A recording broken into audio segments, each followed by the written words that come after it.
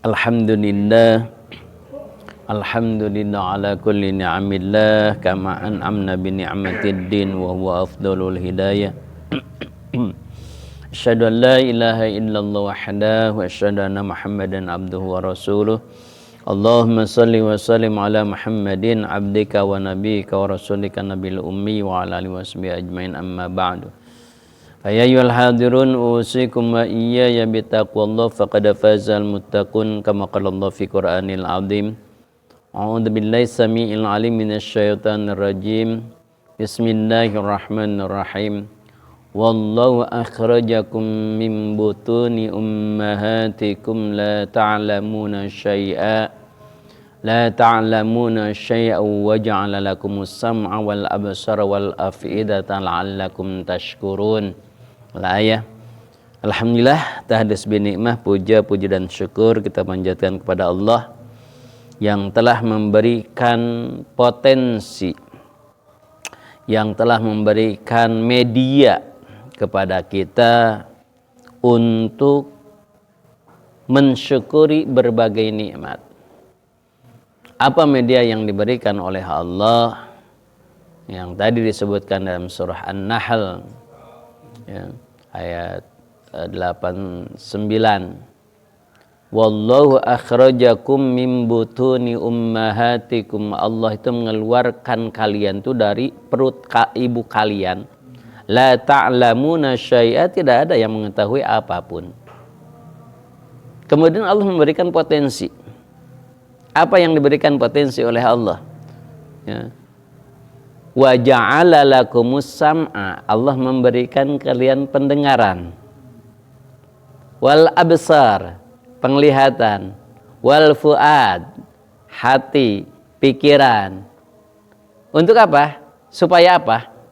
Untuk apa? Untuk untuk mengkaji, mentafakuri, kalau bahasan kemarin, apa yang diberikan oleh Allah, apa yang ada di alam, termasuk mentafakuri hidayah, nikmat terbesar. Supaya apa? La'allakum tashkurun, supaya kalian syukur. Hanya sayang dalam ayat yang lain, qalilam ma tashkurun, hanya sedikit orang yang mampu bersyukur. Padahal Allah memberikan potensi pendengaran, penglihatan, puadi, hati, pikiran. Supaya apa? Supaya bisa mengkaji, supaya bisa memahami. Makanya tauhid itu bagusnya memang dalilnya dalil akli, baru dikuatan dengan dalil nakli. Jadi tauhid itu, keimanan itu datangnya dengan pemikiran. Maka wajar ketika ada pernyataan ad-dinu al-aqlu, agama itu pemikiran gitu, ide-ide gitu ya, ide-ide. Nah, berhubungan dengan la'allakum tashkurun, supaya kalian bersyukur. Sebaliknya, ketika kita tidak bersyukur, kan Allah sudah menjanjikan, ya, sudah mengancam kepada kita. Akan tadi ketika syukur, la in syakartum la azidannakum. Tapi sebaliknya, wala in kafartum inna adzabi lasyadid, maka disiksa oleh Allah. Kalau tidak bersyukur. Tapi adanya orang-orang yang dibinasakan oleh Allah, seperti dibinasakannya Fir'aun dan bala tentaranya atau pengikutnya. Nah, siapa pengikutnya? Nah, kalau Fir'aunnya udah nggak ada ya. Nama Fir'aun mah hanya orangnya beda, siga Fir'aun tapi bukan Fir'aun, kalakuanana bukan Fir'aun, tapi siga Fir'aun ada banyak sekarang juga. Apa pengikut Fir'aun itu yang gimana sih gitu kan? Nah, ketika kita ingat summa arsana Musa, ketika Allah mengutus Nabi Musa, Allah mengutus Nabi Musa untuk menjadi pendakwah kepada raja yang sedang, diktator yang sedang adikuasa gitu, yaitu Fir'aun. Nabi Musa sendiri mau mendakwahi satu negara, terutama Raja Fir'aun. Waduh, gawat ini ya. Makanya Nabi Musa usul kepada Allah, ya Allah, berikanlah aku teman untuk dialog, untuk ngobrol, untuk musyawarah, bagaimana menghadapi kekuatan besar sang Fir'aun. Saking tidak ada yang bisa melawannya, dia sampai menganggap dirinya Tuhan. Oh, jadi tiba heula keneh keur zaman Nabi Musa ge ngaku Tuhan teh geus loba. Ya, ngaku Tuhan, ngaku nabi geus teu aneh, ngaku Tuhan Firaun mah. Kalau sekarang makan hanya ngaku nabi, oh, dulu mah Firaun mengaku Tuhan. Oh, lebih keren. Sekarang mengakunya ngaku Jibril, ngaku nabi gitu ya. Dulu mah Firaun mengaku Tuhan, nggak ada yang bisa melawan. Kemudian kan ada pengikutnya yang bertanya, wahai Firaun, namanya Tuhan itu harus bisa menghidupkan dan bisa mematikan. Gitu kata orang yang bertanya. Si Firaun apa? Aku juga bisa. Sok bawa 2 orang sini. Terus gimana? Bawa 2 orang ke sini. Kamu aku matikan, tebas. Mati itu. Hei kamu pergi, aku hidupkan. Si Firaun hebatnya melegu gitu. Aku bisa menghidupkan dan bisa mematikan katanya. Bukan gitu yang dimaksudkan. Yang dimaksud pertanyaan bukan gitu. Satu orang itu bisa dihidupkan, bisa dimatikan gitu. Ini beda orang itu, dimatikan, dihidupkan. Nah, jadi satu, nih orang-orang yang akan dibinasakan oleh Allah sehingga karakter Fir'aun apa? Itu bahasa Sunda masuk ngahelah gitunya. Itu ngahelahnya. Tetapi kapan ngahelah? Suka apa tuh ngahelah teh? Pak Didi lah, Pak Didi. Kan ngahelah teh Pak Didi. Loba alasan ngahelah tuh. Banyak alasan. Ngeles. Banyak ngeles gitu. Firaun juga ngeles gitu yo. Kamu kalau benar Tuhan hal gitu. Nah, lihat gitu. Ngeles gitu. Nah, kalau banyak orang yang ngeles gitu. Kenapa kamu enggak ngaji? Aduh, aku masih sibuk. Terus bang ngeles. Padahal ningali Persib. Untung aya nama eueuh Persib mah. Aduh. Saha eta? Aduh. Lebang ngeles Firaun. Nah, itu dibinasakan oleh Allah seperti itu. Kenapa lebang ngeles, banyak ngeles? Satu, Firaun itu. Maka orang-orang yang banyak ngeles seperti itu nanti akan dibinasakan oleh Allah. Banyak ngeles gitu ya. Maka mintalah Nabi Musa kepada Allah, ya Allah, mintalah aku teman ya yang bisa ngobrol lah pakumaha gitu ya. Makanya dalam Islam itu dialog itu, interaksi itu paling bagus tuh ya. Karena pembelajaran yang paling bagus itu dengan dialog. Nah, coba gini, ini penelitian di orang-orang pendidikan itu diteliti. Ada orang yang sama, gurunya sama, terus kelasnya sama, terus yang diajarkannya sama, gurunya sama. Tapi bedanya satu saat dia ngajarnya seperti ini. Ngajarnya seperti ini. Yang diajarkannya seperti ini sama. Kemudian misalkan kita suka gini, belajar dengan saya, misalkan contohlah belajar dengan saya. Kayak bareng-bareng gini. Ngaji. Kebetulan saya tuh pada hari ini nggak bisa. Kan ada YouTube-nya ya. Yang diajarkan oleh saya sama, orangnya sama, bahasannya sama. Kita nonton YouTube sama dengan interaksi gini nggak? Pas hasilnya tidak mungkin sama. Kadang-kadang tuh anges-anges acan nggak sih? Macan itu ya itu meninggalin lagi. Beda.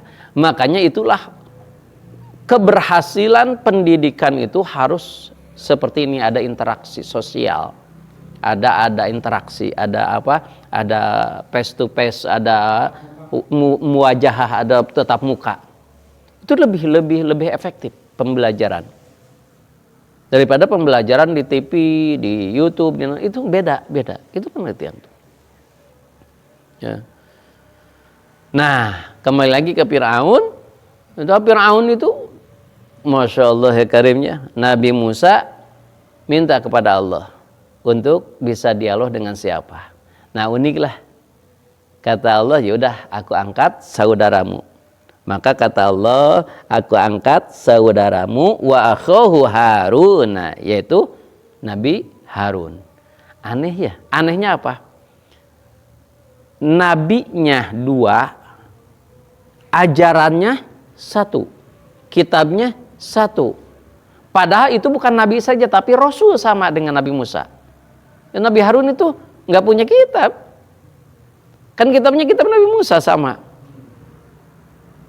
Tapi aneh, walaupun ya taruhlah kalau sekarang untuk asisten, tapi anehnya diangkat sampai jadi rasul gitu. Itulah saking beratnya mendakwahi Fir'aun. Ya kebayanglah kalau kita misalkan sekarang kita disuruh mendakwahi orang Yahudi jeung Netanyahu. Wah, sorangan. Wah, senang adik kuasa gitu. Wah, gawat gitu. Makanya wah berat sekali Nabi Musa. Tapi berat juga itu kan tugas dari Allah. Ya udahlah, berat ya, terus. Bi ayatina wa sultanin mubin. Kenapa Allah memberikan reward ya kepada Nabi Musa atau memberikan keyakinan? Dengan apa? Bi ayatina, dengan tanda-tanda kekuasaanku, wa sultanin mubin, dengan jelas-jelas sultan yang jelas nyata. Makanya Nabi Musa itu sebelum menghadapi Fir'aun, maka diberi keyakinan dulu bahwa dia punya kekuatan super. Tapi bukan Mario Teguh ya, super sekali. Ini diberi kekuatan super. Maka pada umumnya mukjizat itu adanya ketika pas diperlukan. Tapi Nabi Musa diuji dulu oleh Allah. Lemparkan tongkat jadi ular. Sebelum terjadi. Kemudian masukkan ke sini, maka jadi terang. Nanti ketika kamu memerlukan ini sudah ada. Tongkatnya disiapkan. Itu sebelum terjadi sudah diuji oleh Allah supaya keyakinan. Maka Nabi Musa yakinnya, Masya Allah karim. Wah, Nabi Musa itu musyrik loh. Kenapa? Melawan Fir'aun pakai tongkat. Berarti dia menyekutukan Allah dong. Dia percaya kepada tongkat gitu. Nah, jadi sebetulnya bukan tongkatnya, bukan tongkatnya yang jadi permasalahan musyrik itu, tapi apa? Hati. Jadi bukan pakai alinya atau tidak pakai alinya, tapi hati. Nabi Musa pakai tongkat loh. Bisa mengalahkan bala tentaranya Fir'aun, yaitu tukang sihir, masternya, grandmasternya, 40 orang dipilih oleh Fir'aun. Kalah semuanya. Kenapa enggak disebut musyrik Nabi Musa? Padahal dia ketika kekurangan air, dia memukulkan tongkatnya ke batu. Tiba-tiba muncullah berapa sumber airnya? 12 sumber air. Ngalir tidak berhenti dari batu loh tiba-tiba. Tuh. Dengan kekuatan tongkatnya dipukulkan ke lautan, berai jadi jalan. Apakah musyrik? Maknya Nabi Rasul musyrik kan nggak mungkin. Nah, jadi yang musyrik itu bukan kita memegang sesuatunya, bukan. Tetapi keyakinan kitanya terhadap sesuatu tersebut sama dengan keyakinan kita kepada Allah. Maka taruhlah misalkan kita minta kepada jin. Minta kepada jin. Kita meyakini bahwa jin itu bisa membuat kaya ke kita. Itu bisa musyrik. Tapi ya mah CS jeung jin teh. Jin minta ieu siga Aladin. Untuk musyrik Aladin mah. Jin minta ieu. Itu mah teu musyrik teu. CS eta mah. CS eta mah. Aladin, bener tuh Aladin tuh ayat itu. Ya diceritalah gitu ya Aladin, kayak Aladin gitu. Nah itu mah tidak musyrik. Kenapa? Ya itu CS-an jeung jinna gitu. Si kabayan mah naon gutak gitu ada jin apa si kabayan? Jin di Sunda geuning aya sih. Nah film gutak gitu jin ada jin tomang. Oh jin tomang. Minta ini minta itu gitunya. Nah itu mah lain enggak musyrik, enggak menyekutukan Allah. Kenapa itu mah CS-an gitu. Nama jeung CS mintalah gitu. Nah jadi hati ini yang jadi masalah. Bukan kita megang kerisnya, punya alinya. Nah, tapi sekarang di Palestina ada cincin Solomon. Cincin Solomon. Ya, Solomon itu Sulaiman lah. Cincin Nabi Sulaiman. Kan Nabi Sulaiman bisa gagahnya, bisa ngelehkan jin segala rupa karena cincin ini. Kalau tidak ada cincin tidak bisa mengalahkan jin atau menguasai hewan, enggak. Tapi enggak musyrik. Kenapa? Karena keyakinannya kepada Allah bukan ke cincinnya. Nabi Musa bukan ke tongkatnya tapi ke Allahnya. Buktinya apa? Ketika orang-orang tukang sihir melemparkan tambang-tambang jadi ular, Nabi Musa mau lari. Padahal sudah diuji coba dulu awalnya kan bahwa tongkat itu bisa jadi ular. Tapi ketika ada ular itu lari, kata malaikat, jangan lari kan udah dikasih ilmunya gitu. Maka di sini tuh bi ayatina dengan ayat kami wasultani mubin kan kamu sudah sok lemparkan, dilemparkan berjung siun. Oke gitu Nabi Musa juga gitu. Nah, sama ketika dikejar-kejar Firaun, dia lari.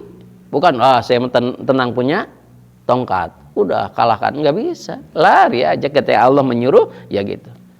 Nah, yang jadi permasalahan ketika kita punya keris, ketika punya cincin, jagoan cincinnya, gitu. Nah, pas kita mau menggunakan, apakah nunggu perintah dari Allah? Apakah ada kayak Nabi Musa, ada wahyu? Gak mungkin lah ke kita makan gitu.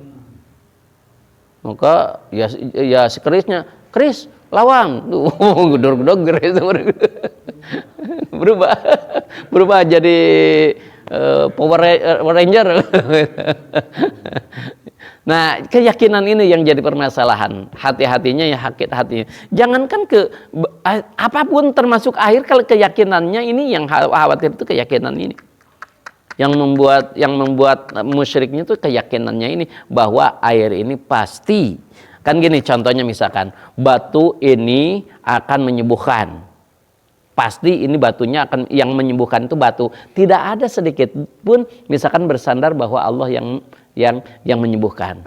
Dulu kan sempat ramai ya batu bisa menyembuhkan. Siapa tuh? Oh, Ponari salah satunya itu kan. Ponari Sweat.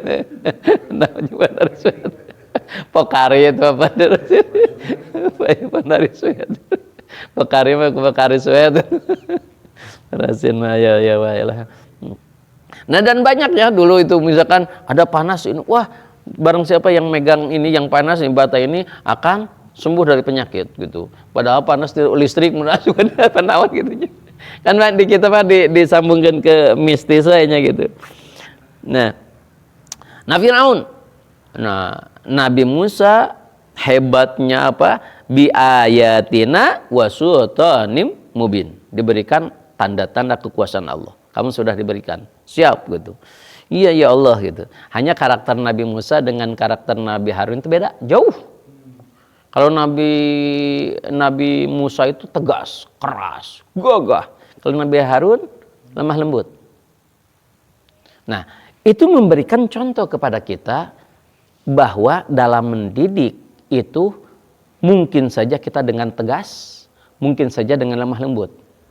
Buktinya ketika Nabi Musa sekarang mengajak orang-orang Bani Israel, orang Yahudi, itu masuk Islam tuh semuanya karena ketakutan ke Nabi Musa.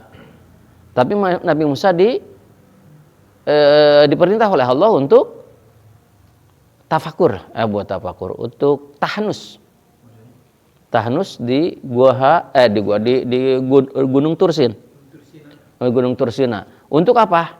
mendapatkan kitab Taurat 40 hari. Maka tambuk kekuasaan diestafetkan kepada Nabi Harun. Karena Nabi Harun itu lemah lembut, ternyata banyak yang musyrik lagi. Orang Yahudi itu, ternyata orang Yahudi itu tidak bisa didakwahi dengan lemah lembut. Itu harus keras, kayak Nabi Musa. Ternyata oleh Nabi Harun nggak bisa. Nggak bisa. Kenapa? Banyak sampai pas dapat kitab, wah sekarang sudah ada panduan, pas lihat mau dakwah sudah banyak yang musyrik lagi. Marah Nabi Musa kan, Nabi Harun dicuwang ininya, si jenggotnya, kayak kamu kan gitu. Itu teh kapi kakak sebenarnya Nabi Harun teh. Ya. Tapi Nabi Harun, dan aku nggak membuatmu musyrik, dianya aja gitu. Makanya kalau nanti di akhirat katanya kata-kata dalam sejarah itu kalau ada beda, yang satu agak perang gitu ya, tutung, ya, kayak kebakar jenggotnya, ke bawahnya beda lagi, enggak kebakar, itu Nabi Harun katanya. Itu bekas diangkat oleh Nabi Musa, gagahnya Nabi Musa tuh. Nabi Harun, Nabi Harun itu lemah lembut gitu. Kalau Nabi Harun itu lemah lembut, ternyata ngedidik juga beda-beda loh karakternya. Anak pun bisa dididik oleh kita, karakternya beda-beda. Ada ketika dibentak dia justru sawan, nggak bisa belajar. Tapi ada orang yang kalau dilembutan telakang ngeyel. Itu ada beda-beda karakternya. Maka kita harus tahu karakternya. Harus gimana ini. Makanya kalau ngajar itu, kalau ini dibentak ya kurang, dicarekan langsung ngeper gitu, langsung yang gibring. Nah itu jangan. Gitu, harus dengan lembut tuh. Nabi Harun tuh bagiannya. Tapi kalau kayak orang Yahudi mah, makanya sekarang orang Yahudi dialog malah bener jeung Yahudi mah dialog gitu mah moal. Dan memang karakternya dari itu keras, kudu dijebret gitu. Nya eueuh nu wanieun. Kera dikuasa. Gagahnya gitu masyaallah. Ya Nabi Musa aduh masyaallah. Satu, jadi karakter yang akan dibinasakan oleh Allah itu satu tadi apa? Baru satu dannya. Hiji naon sok ngeles, banyak ngelesnya si Firaun. Yang kedua apa? Wa ila Firaun wa malaihi diutusnya pastakbaru. Yang kedua takabur. Jadi orang-orang yang takabur itu berarti pengikut Firaun. Nah, itu akan dibinasakan oleh Allah. Orang yang takabur itu nggak akan mungkin nanyer, tegak nanyer. Ya nggak akan mungkin langgeng, langgeng nih nanyer, mungkin tegak lah. Akan hancur, dibinasakan oleh Allah orang yang takabur. Kenapa? Innallaha la yuhibbul mutakabbirin. Sesungguhnya Allah tidak suka kepada orang yang takabur. Takabur atau di sini wa kanu qauman alin. Alin itu ali. Ali itu ta'ala, luhur. Lamun takabur mah gumede. Kalau ta'ala mah ali mah aliyin mah gumuluhur. Alamun tadi mah gumede teh ada so tinggi. Karena di urang mah di Indonesia mah sama ya lah, pokoknya mah mau takabur mau aliin samalah sombong gitulahnya. Nah kalau takabur itu merasa besar, merasa saya yang paling besar, saya yang paling tinggi, sarwakeun yang beureunya. Sama gitulah sombong lah gitu. Jadi orang yang akan dibinasakan seperti Firaun dan pengikutnya otomatis yaitu orang yang takabur. Hati-hati takabur. Makanya Nabi mengatakan dalam hadisnya gini, ketika kalian masuk masjid maka beribadahlah karena Allah. Ada gitu kalau di masjid ibadah yang bukan karena Allah? Ada nggak? Datang ke masjid kemudian ibadah bukan karena Allah. Ayo mah. Oh ya kumaha? Karena manusia. Contohnya yang kabuji. Oh ayo itu. Itu musyrik enggak? Musyrik. ingin ketahuan, ingin ketangkar gitu. Ayam mitoha misalkan, aduh gitu. Yang kapuji ku mitoha gitu. Oh biasa nama sholat ntar ka masjid ayeuna da kusabab ka mitoha ka masjid demi mitohana seneng ke masjid. Nah itu berarti karena manusia itu. Marbot. Aya wae. DKM tong marboting DKM itu Nah, jadi takabur itu Masya Allah ya Karim. Makanya maaf sekali, ini saya itu pernah ditegur ya, oleh guru saya waktu kecil tuh, waktu SD apa SMP. Katanya, Jang, adannya jangan digulak-gelik gitu. Digulak-gelik terlalu di nada-nada gitu.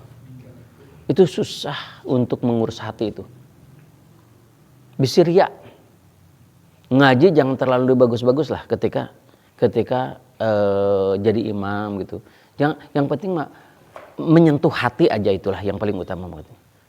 Jangan mau tapi gelak digelik, di naon digelak-gelik nang para rasid. Digulak-gilak lah. Di gulak-gelik lah gitu, enak diedankeun lah pokoknya gitu. Bukan apa aja mah diedankeun pokoknya mah kerja di imam atau gitu di masjid gitu. Ngaji diedankeun pokoknya mah gitu. Nah, hati-hati itu. Hati itu susah gitu. Kalau kita misalkan ingin dipuji, itu kan sudah ria. Makanya jangan, hati-hati katanya gitu. Apalagi kalian gitu. Nah disitulah berpikir benar. Ya Allah ya Karimnya, susah kalau hati. Kadang-kadang kita misalkan kalau jadi imam, kita jadi imam, apalagi baru imamnya jadi baru ya jadi imam gitu. Wah ini teh keretak-keretaknya teh beda tuh. Yang kepuji heula gitu, keretak-keretak. Padahal apakah ada yang muji? Belum tentu. Kalau ada yang muji, nanti kita nggak dapat pahala di akhirat. Kenapa? Kata Allah, kan udah. Kamu ingin dipuji. Kalau ingin dipuji kan udah di dunia. Kamu udah dapat pujian kan kamu. Udah. Di akhirat nggak dapat apa-apa. Rugi. Gitu. Dialus-alus. Ngarah bisa diedankeun gitu. Gitu. Dan sebetulnya apa, ketika kita sering tinggi gitu-gitu dalam telinga beda. Sebetulnya Quran itu ketika kita membacanya dengan hati yang ikhlas, enak ke batin juga kita itu. Tapi kalau misalkan hanya mengandalkan suara dengan hatinya kurang bagus, itu ngedengarnya juga kan nih nggak nyaman gitu. Nah itu kenapa? Karena hati itu. Nah sombong gitunya. Iya, makanya kata ulama salaf itu, kalian jangan terpengaruh dengan bacaannya. Artinya kalau bacaannya bagus, kalian justru akan memperhatikan bacaan, bukan memperhatikan maknanya. Bukan memperhatikan tafakurnya kepada Allah, tapi kalian lebih memperhatikan nadanya, memperhatikan lagamnya. Ketika ada orang yang melagam, justru yang diperhatikan oleh kita itu enaknya lagamnya, bukan maknanya. Ya, mungkin bisa jadi. Beda sok lihat. Nadanya beda. Enaknya itu enak dengan hati.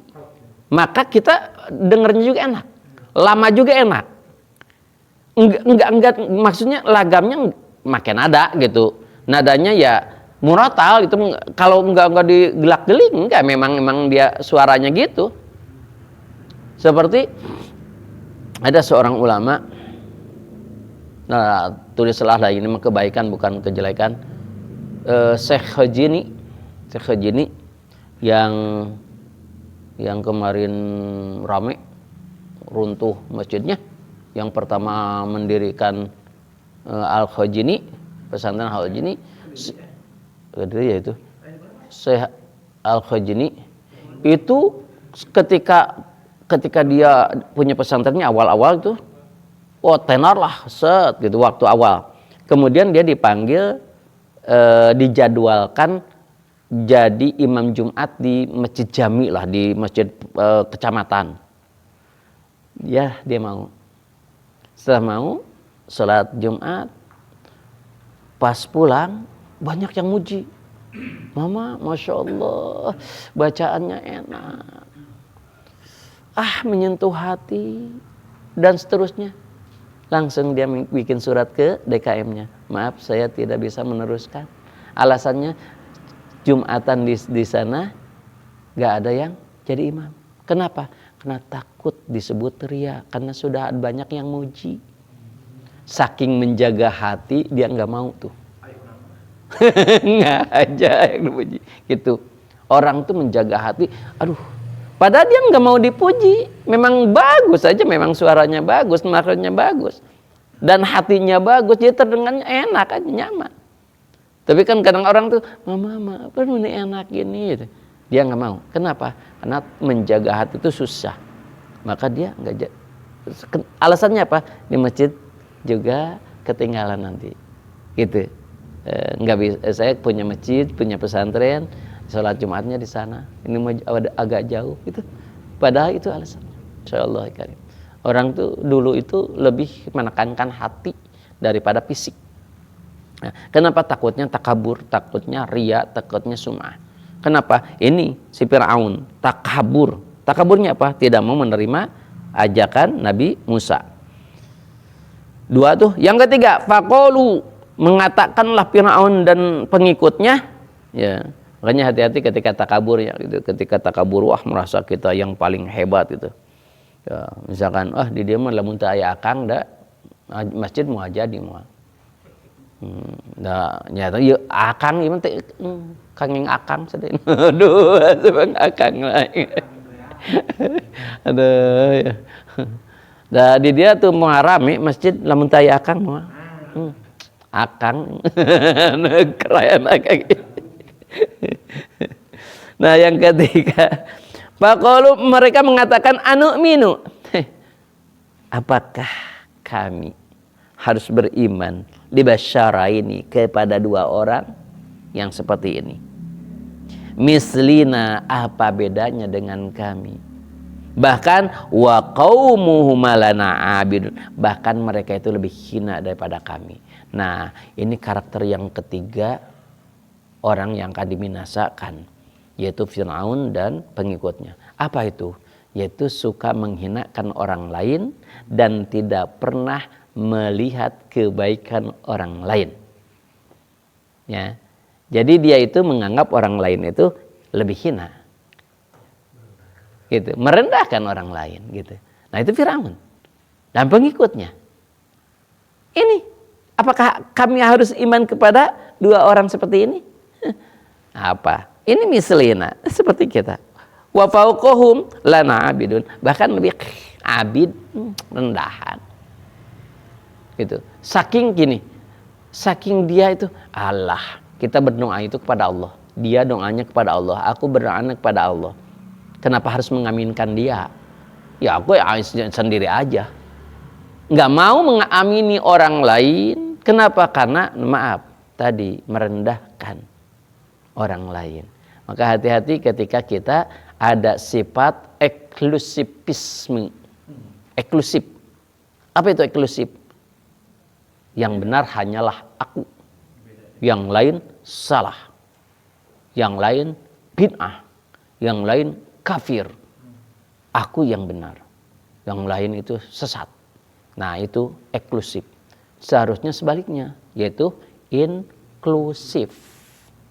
Kalau inklusif itu dia menerima apapun, dia menghargai apapun. Oh, dia ada dalilnya seperti ini, oh ini. Tapi aku keyakinannya ini, oh dia juga keyakinannya gitu. Maka dua-duanya benar. Gitu. Oh, dia mau sholat sunnah, aku mah tidak. Kan gini, maaf, misalkan ada orang yang berpendapat misal tidak ada sholat duha kecuali ketika di luar rumah. atau bepergian dulu. Memang ada hadisnya ya. Jadi ada misalkan. Tapi Nabi juga ada hadisnya ketika di rumah pun sholat gitu.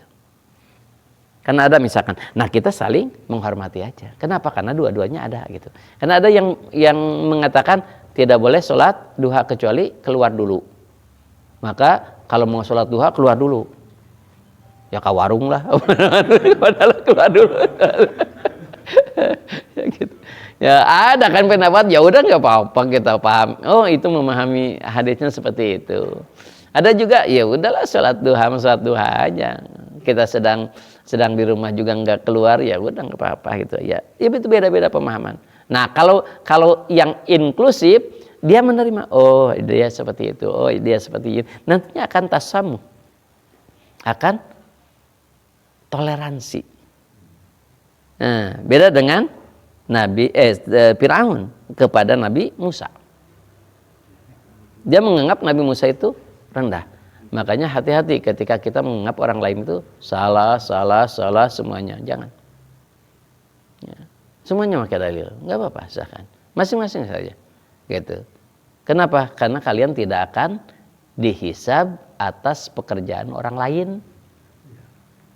Kalian nggak akan dihisab. Ya. Kecuali memang dia salah, nggak pakai ilmu. Oke, kita kasih pengertian bahwa itu tidak pakai ilmu. Tapi kalau dia pakai ilmu, tahu dia pakai ilmu, ya janganlah. Misalkan wadduha. Suka dibaca? Wadduha. Gitu ya? Wadduha atau wadduha gitu. Wadduha. Ya dia punya ilmu. Jangan disalahkan gitu. Kan gini. Antum bisa dibaca antumu, bisa di dalam hal segala. Nah, ketika kita tahu ilmunya, jangan oh kok antumu sih gitu. Seharusnya antum. Saya lihat kok antum, tapi mana baca antum. Oh bisa, oh ternyata bisa. Kalau dalam ilmunya menyebutkan bisa, udah aja bisa, biarin aja gitu. Ada gini. Bismillahirrahmanirrahim. Alhamdulillahirabbil alamin. Ada yang Bismillahirrahmanirrahim. Alhamdulillahirabbil alamin. Itu dua-duanya pakai ilmu. Ya jangan menyalahkan gitu. Intinya gitu. Nah, itu inklusif namanya. Lamun Fir'aun mah kata Nabi Musa apa?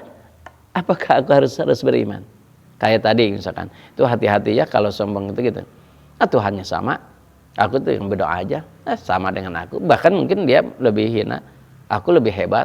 Maka dia berdoa, belum tentu sama dengan aku kebutuhannya. Aku doa sendiri. Wah itu tidak menghargai. Ya, hargai saja. Makanya sepangkat Nabi aja minta doa ke sahabat. Wahai sahabat, doakanlah aku ya. Coba bayangkan, saya tuh hebatnya Nabi, Masya Allah Karim. Padahal Nabi itu ya dengan logika ilmunya, dengan amalnya, dekatnya dengan Allah, siapa yang bisa melebihi dia? Tapi dengan tawadhu'nya dia memohon kepada, bukan memohon ya, minta ya, memohonlah kepada sahabatnya, doakan juga aku ya gitu. Masya Allah. Laki ya, tekudu ngadoakeun urang ajengan urang. Waduh. Keren ya. Apalagi misalkan ini, aduh nggak mau ya gitu. Etika juga itu ya. Bahkan etika itu lebih tinggi daripada ilmu ya.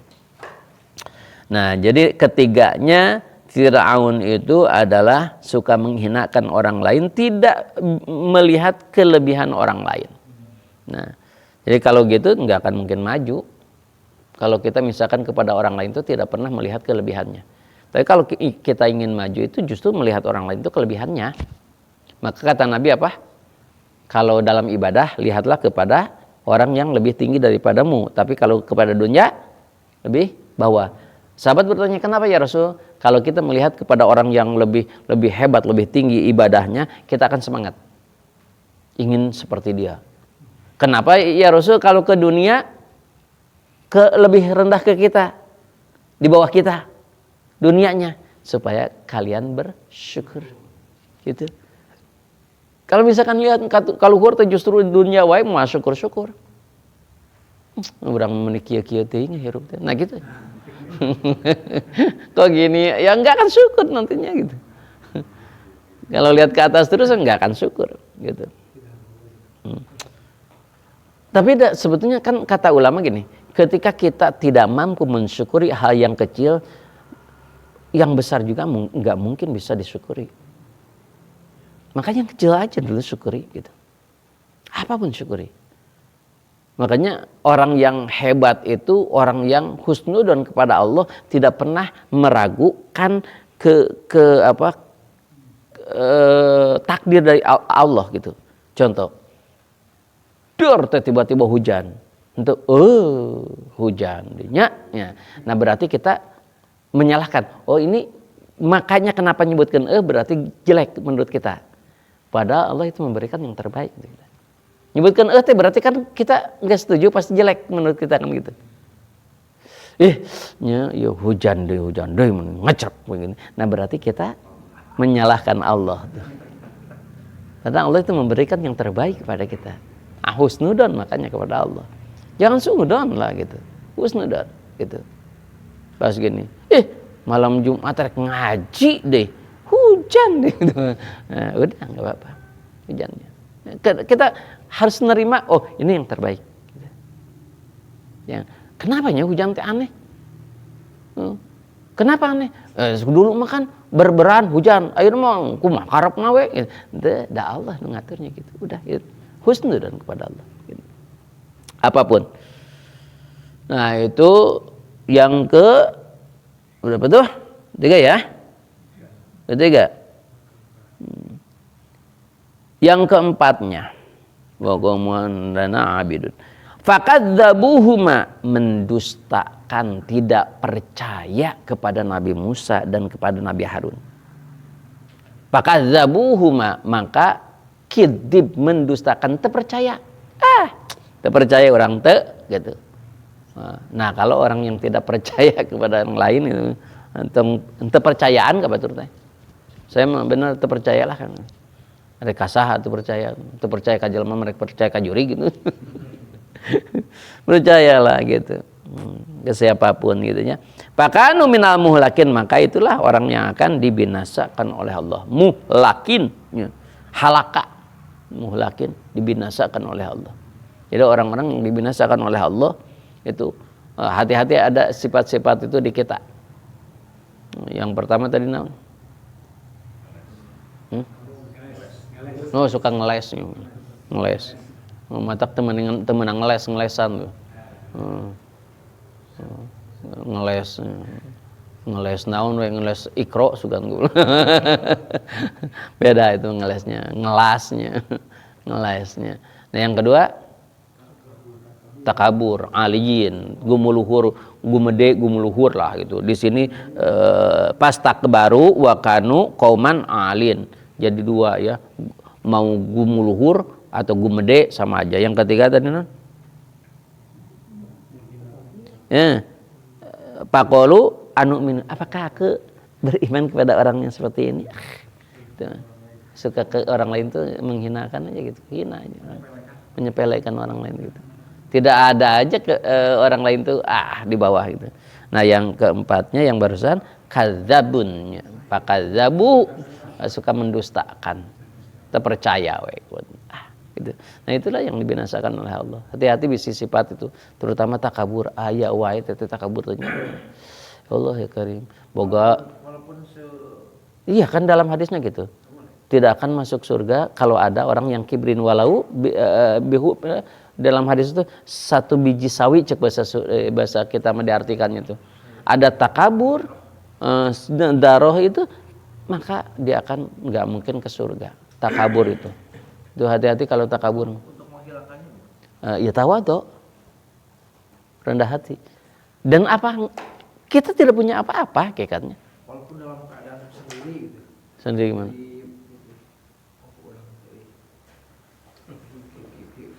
Nah, kalau niatnya tahadus bin nikmah boleh. Tahadus bin nikmah teh menyebutkan nikmat-nikmat dari Allah. Ya Allah, saya itu digampangkan rezeki ini, wah hebat bukan? Itu mah harus bini mah harus itu mah menyebutkan nikmat-nikmat untuk sendiri. Iya sendiri. Atau kalau lagi udah maksa pengalaman, kita loh kurang. Nah itu mah beda. Nah itu mah beda takabur itu mah takabur. Kurang dari tuluman pasti tetap. Nah itu mah takabur itu mah ya. Tapi kalau misalkan ya Allah, ya saya itu dimudahkan oleh Allah gini-gini dah ya Allah. Orang enggak itu mah ta'adus bin nikmat. Menyebutkan nikmat dari Allah ta'adus bin nikmat itu bagus. Nah itu sama juga. Itu disebut orang yang ngabibita batur itu disebut ujub. Ujub. Nah, riya. Sama ujub. Gitu. Pamer lah bahasa. Itu orang yang gitu ngabibita batur tapi pamer itu dosa tuh.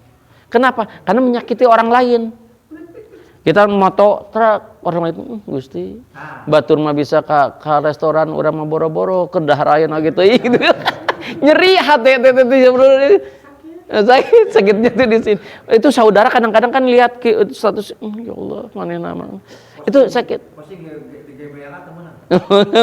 Posting itu mah mau aya nu kabitaeun moal. Moal saya mau kabita. Pek ya di GBL.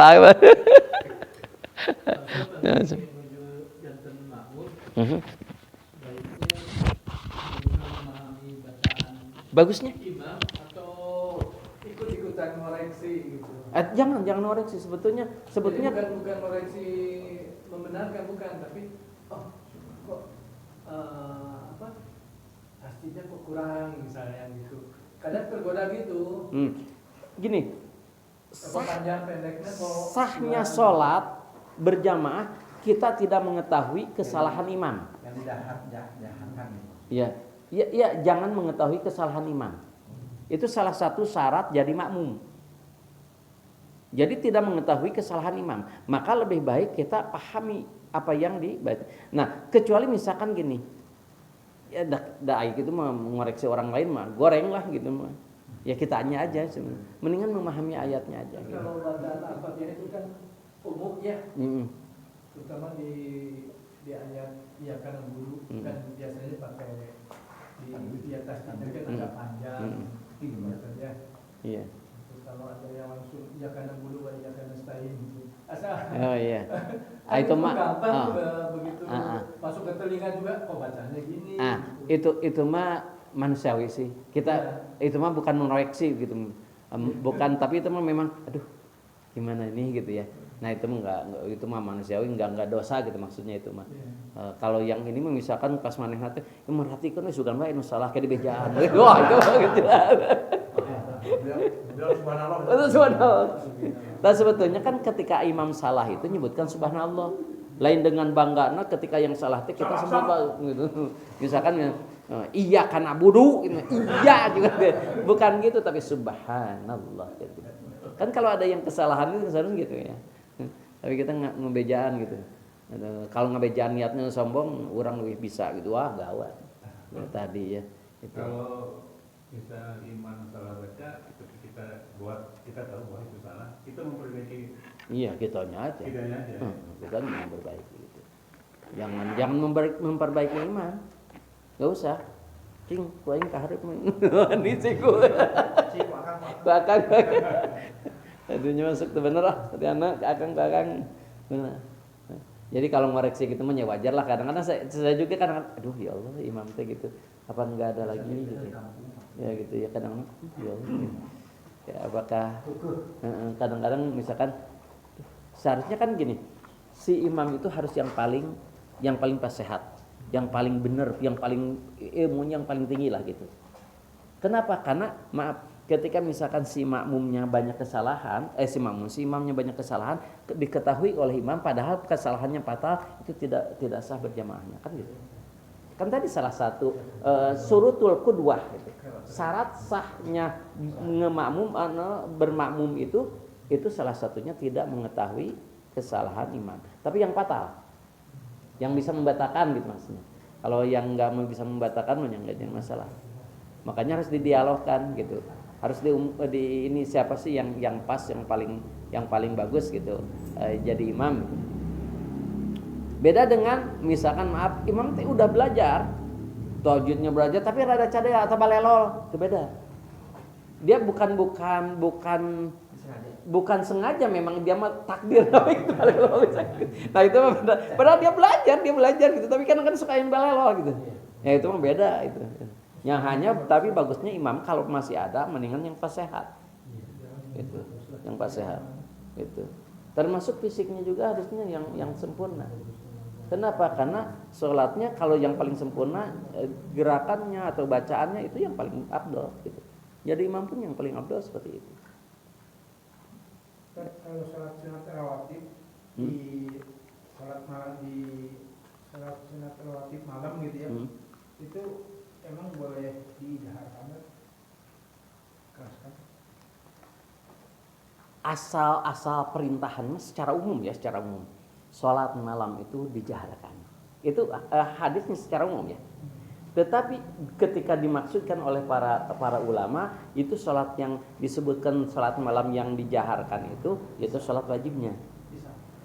Sholat malam itu ya maghrib, isya, subuh gitu. Nah, adapun sholat sunnah karena sendiri tidak ada sunnah untuk dijaharkan. Kenapa? Sholat yang malam itu yang dijaharkan itu disunahkan, yang dijaharkan itu oleh imamnya, bukan makmumnya.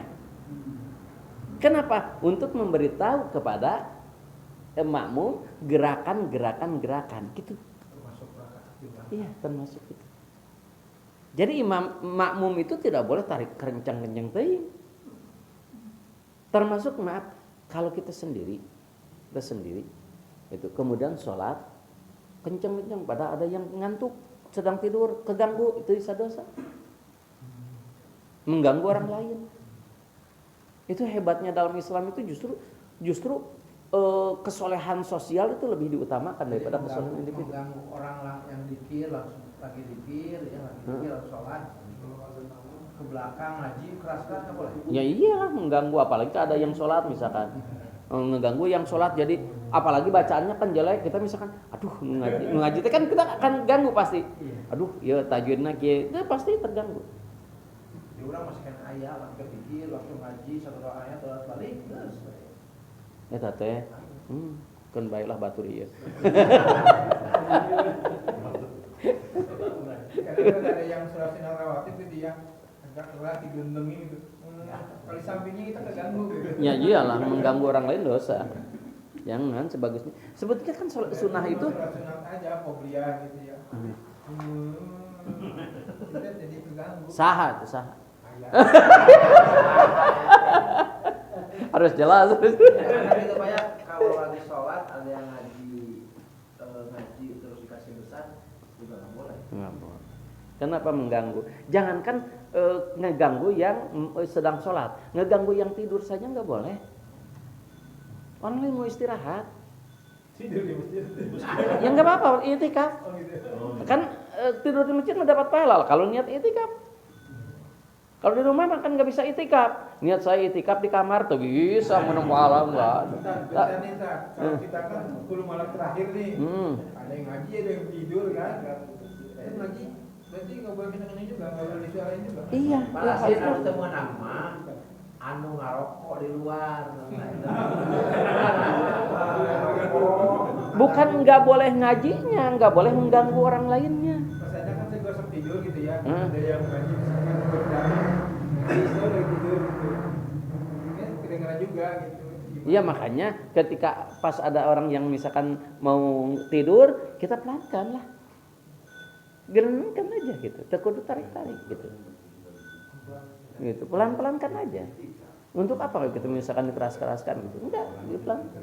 Itu mengganggu orang lain gitu. Kesolehan sosial itu lebih diutamakan dalam Islam. Itu mah teu nyadar, teu dosan karek mah. Teu nyadar. Yang nyadarannya.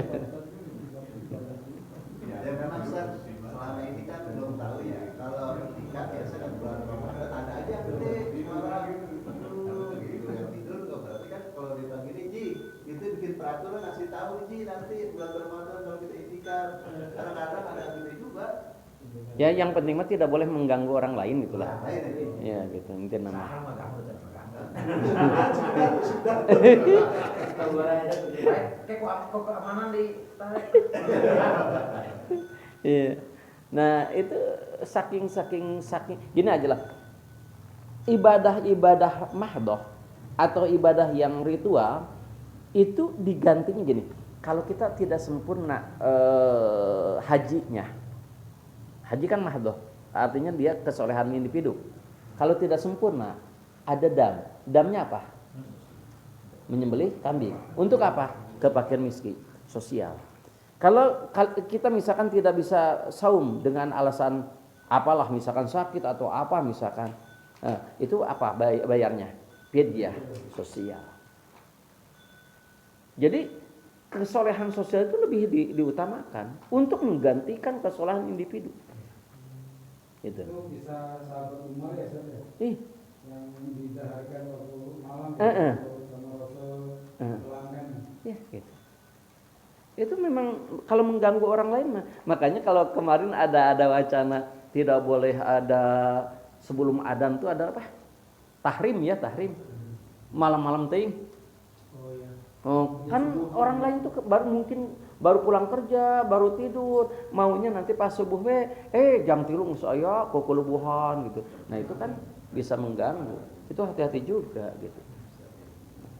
Ya kalau tidurnya seperti dia misalkan lebih awal ya nggak jadi masalah. Tapi kan ada orang yang kerjanya sampai malam misalkan sampai jam 1, jam 2, sekarang jam 3 sudah ada, padahal masih jauh kan sholat subuhnya gitu. Nah itu juga hati-hati mengganggu orang lain di situ juga. Gitu. Jadi mengganggu orang lainnya yang jadi permasalahan bukan adaannya, bukan tahrimnya, tapi mengganggu orang lain. Nah itu kan kita harus tasamuh, toleransi pada yang lain. Itulah inklusif namanya. Ustaz. Aduh, tadi teh sore teh entas ngopi teh nyeri beteng. Nah, tadi eta bisi pajakan terus dia eta cam. Bieu bade angkat asa tunuh ngopi heula.